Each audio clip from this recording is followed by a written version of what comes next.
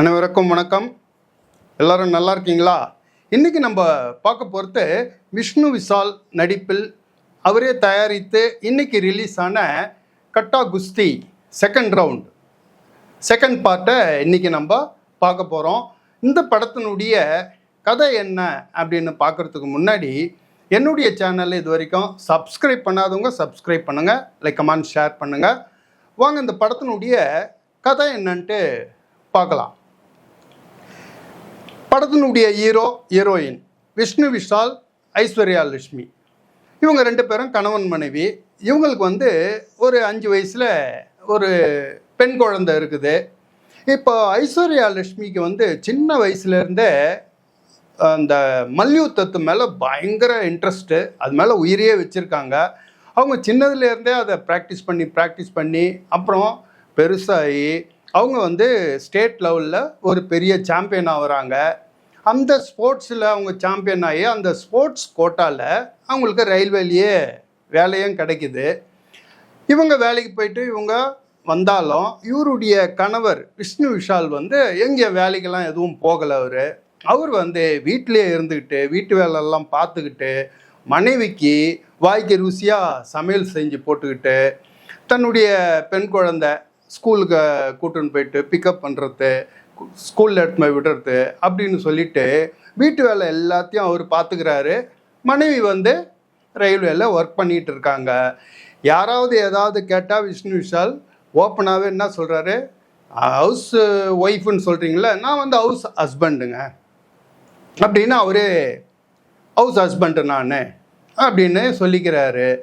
இப்படி இவங்க குடும்பம் மனைவி கணவன் குழந்தை அப்படின்னு சொல்லிட்டு ரொம்ப சந்தோஷமாக நல்லா போயிட்டு இருக்கு.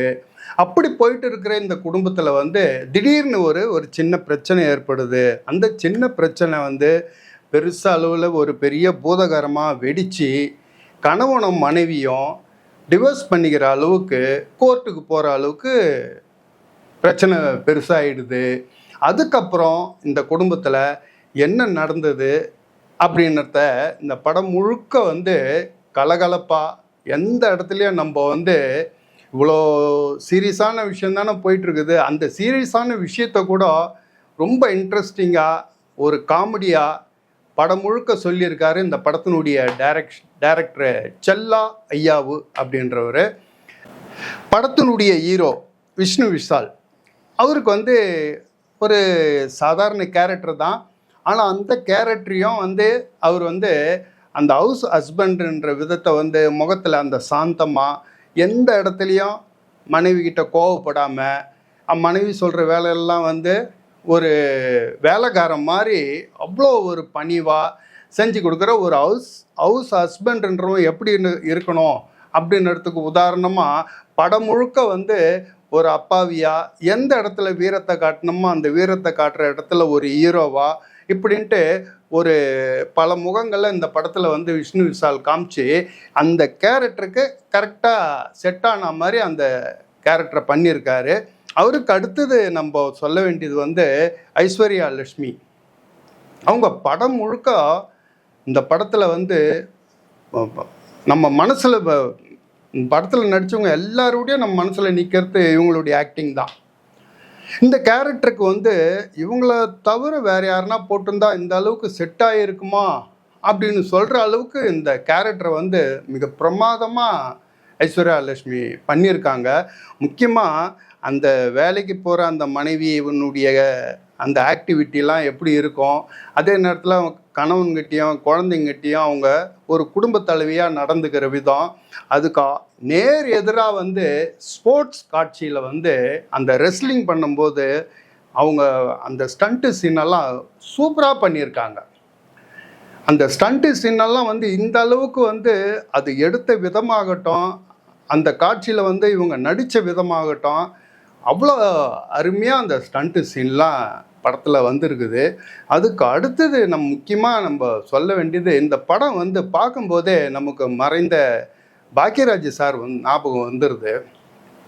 அவருடைய படத்தில் வர ஒரு சின்ன கேரக்டர் கூட நம்ம மனசில் படம் பார்த்துட்டு வெளியே வரும்போது கூட நம்ம மறக்காமல் அந்த கேரக்டரை நம்ம சொல்லுவோம்.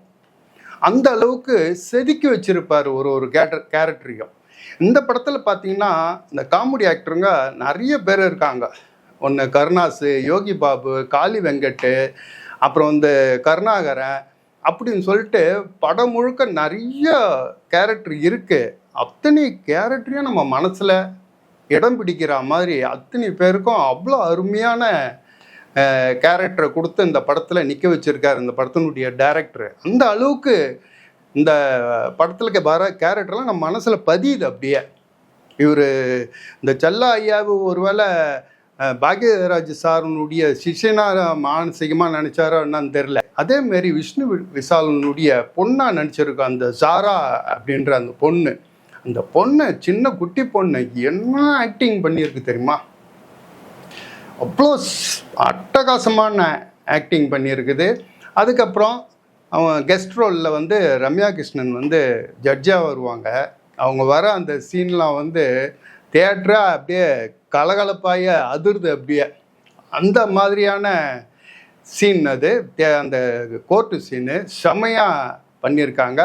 அதுக்கு அடுத்தது இப்போ சமீபத்தில் வர படங்களில் நம்ம பார்த்திங்கன்னா பாட்டே இருக்காது. சும்மா பேக்ரவுண்டில் ஏதாவது ஒன்று ஒப்பாரி வச்சுட்டு போயிடுவாங்க. ஆனால் இந்த படத்தில் நச்சுன்னு ஒரு 2 பாட்டு இருக்குது. ஷான் ரோல்டன் இந்த படத்துக்கு மியூசிக் போட்டிருக்காரு. 2 பாட்டு செம்ம. ஃபஸ்ட்டு பாட்டு விஷ்ணு விஷாலும் ஐஸ்வர்யா லட்சுமியும் ஒரு டூயட் மாதிரி ஒரு பெட்ரூம் சீன் மாதிரி ஒரு டான்ஸ் ஒன்று சூப்பராக பண்ணியிருக்காங்க. அந்த டான்ஸ் பார்க்கும்போது நமக்கு வந்து கார்த்திக்கு ஒரு படத்தில் பண்ணியிருப்பார். சண்டைக்காரி காரி காரி என்ன அணைச்சி ஆல்ரெடின்னு ஒரு பாட்டு இருக்கும். அதே மாதிரி மன்னன் படத்தில் ரஜினிகாந்தும் விஜய் சாந்திது ஒரு பாட்டு இருக்கும், அடிக்குது குளிர் அப்படின்னு. எனக்கு இந்த பாட்டை பார்க்கும்போது எனக்கு அந்த பாட்டுங்க தான், இந்த 2 பாட்டு தான் ஞாபகம் வந்தது. அதுக்கு ஈக்குவலாக இந்த படத்தில் இந்த பாட்டு சீனு சூப்பராக வந்திருக்குது. அதே மாதிரி விஷ்ணு விஷால் வந்து அவருடைய பொண்ணு கூட, அந்த சின்ன குழந்தை கூட வந்து பாடுற மாதிரி இன்டர்வலுக்கு மேலே ஒரு பாட்டு இருக்குது. அந்த பாட்டு செம. அந்த பாட்டு வந்து எப்படின்னா மௌன கீதங்கள், பாக்யராஜ் சார் இப்போ மௌன கீதங்கள் பார்த்துருப்போம். அதில் அந்த குழந்தையும் பாக்யராஜம் பாடுற மாதிரி ஒரு பாட்டு வரும், டேடி டேடின்னு ஒரு பாட்டு. இந்த பாட்டை பார்க்கும்போது எனக்கு அந்த பாட்டு ஞாபகம் வந்தது. அந்த மாதிரி நம்மளால் மறக்க முடியாத அந்த இதெல்லாம் நமக்கு ஞாபகப்படுத்துகிற மாதிரி இந்த 2 பாட்டை வந்து பிரமாதமாக இந்த படத்தில் வச்சுருக்காங்க. பாட்டும் சரி, அந்த பாட்டு சீனை எடுத்த விதமும் சரி சூப்பராக பண்ணியிருக்கிறாங்க. அதேமாதிரி அந்த மீனு, அந்த ஸ்கூல் டீச்சர் கேரக்டர் ஒன்று வரும் அந்த படத்தில். அந்த ஸ்கூல் டீச்சர் கேரக்டர் வந்து எப்படின்னு கேட்டிங்கன்னா, நம்ம முந்தானை முடிச்சு பார்த்துருப்போம். படம் பாட்டுன்னு போயிட்டே இருக்கும்போது திடீர்னு அந்த தீபா கேரக்டர், அந்த ஸ்கூல் டீச்சர் கேரக்டரை பாக்யராஜ் உள்ளே சொருவி இருப்பார். அந்த கேரக்டர் உள்ளே வந்தோடனே மொத்த தேட்டருமே வந்து அப்படியே சிரிப்பில் அப்படியே அதிரும். அப்படியே அந்த விஷயத்தெல்லாம் பாக்யராஜ் வந்து மன்ன. அதே மாதிரி இதில் அந்த ஸ்கூல் டீச்சர், அந்த மீனு அப்படின்ற கேரக்டரில் ஒரு ஸ்கூல் டீச்சர் கேரக்டர் இந்த படத்தில் வச்சுருக்காங்க. அந்த படத்தினுடைய டைரக்டர் சென்குப்தா அப்படின்றவங்க நடிச்சிருக்காங்க. சரியாக பண்ணியிருக்காங்க இந்த படத்தில். அந்த சீனும் நல்லா இருக்குது. அதுக்கு அடுத்தது வந்து முக்கியமாக இதில் வந்து மல்யுத்த காட்சி, ஸ்டண்ட்டு சீன்லாம் இருக்குது. அந்த சீனுக்கெல்லாம் வந்து அந்த ஸ்டண்ட்டு சீனை எடுத்த விதம், கேமரா ஒர்க்கெலாம் சூப்பராக பண்ணியிருக்காங்க. பாஸ்கரன்றவர் பண்ணியிருக்காரு, அருமையாக பண்ணியிருக்காரு. அதே மாதிரி எடிட்டிங்கு, படத்தினுடைய திரைக்கதை, முக்கியமாக டயலாக்கு எல்லாமே வந்து படத்தில் குறை சொல்லாத அளவுக்கு படம் ஸ்டார்ட் பண்ணதுலேருந்து கடைசி வரைக்கும் நம்மளை வந்து சிரிப்பில் ஆழ்த்தி நம்மளுக்கு ஒரு 2.5 மணி நேரம் போனதே தெரியாமல் நம்மளை ரசிக்க வச்சுருக்கிற இந்த படத்தினுடைய டைரக்டர். அதுக்காகவே இவருக்கு நம்ம ரொம்ப நாள் கழிச்சு இந்த மாதிரியான ஒரு குடும்பத்தோடு பார்க்கக்கூடிய ஒரு படமாக வந்திருக்கிறது நமக்கு ரொம்ப சந்தோஷம். இந்த படத்தை வந்து தனியாக போய் பார்த்துடாதீங்க, குடும்பத்தோடு போய் பாருங்கள். அப்படி குடும்பத்தோடு போய் பார்க்க வேண்டிய படம் இது. மிஸ் பண்ணாத பாருங்கள். நாம் அடுத்த வீடியோவில் பார்ப்போம். பை.